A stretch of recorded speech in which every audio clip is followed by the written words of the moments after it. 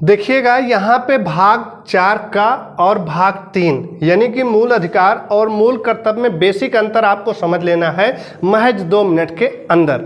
सबसे पहले आपको देखना है मूल कर्तव्य के बारे में। तो जब भी आपसे पूछा जाए मूल कर्तव्य किस देश से लिया गया, तो रूस से लिया गया है।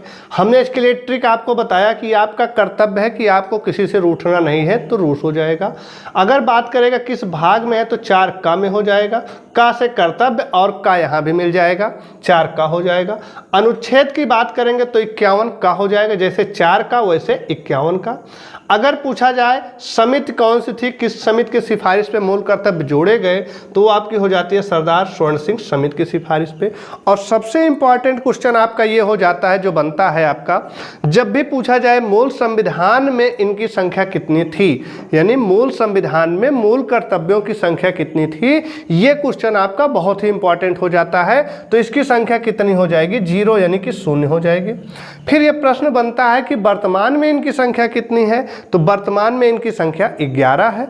और 10 कब जोड़े गए, तो इसके लिए 42वां संविधान संशोधन हुआ, और कब हुआ, 1976 में हुआ था। इसमें 10 मूल कर्तव्य जोड़े गए थे। तो यहाँ और 11वां कब जोड़ा गया, 86वां संविधान संशोधन 2002 में जोड़ा गया था।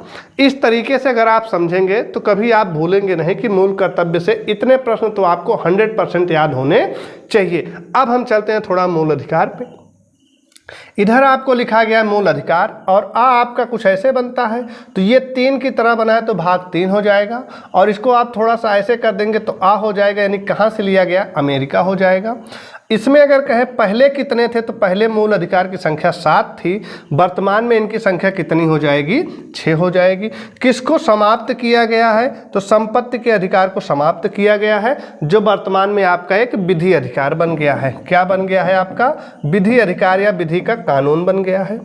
और ये किस अनुच्छेद में था, पहले तो 31 में है, और ये वर्तमान में अब किस में पहुंच गया, यानी विधि का अधिकार अब किस में पहुंच गया है, तो 300 का में पहुंच गया है। आपको कमेंट में ये बताना है कि ये जो 300 का है, अनुच्छेद 300 का किस भाग में है, ये बात आपको कमेंट करके बतानी है। तो इतनी बेसिक सी जानकारी अगर आप याद रखते हैं तो आपके प्रश्न कभी गलत नहीं होंगे। जो आप कंफ्यूज हो जाते हैं 10 क्या है, 11 क्या है, 6 क्या है, 7 क्या है, तो हमें लगता है दोनों में अंतर आप बहुत अच्छे से समझ गए होंगे और सीख लिए होंगे। कमेंट करके जरूर बताइएगा अनुच्छेद 300 का किस भाग में दिया गया है या किस भाग में इसका वर्णन किया गया है। वीडियो कैसी लगी कमेंट करके जरूर बताइएगा। धन्यवाद।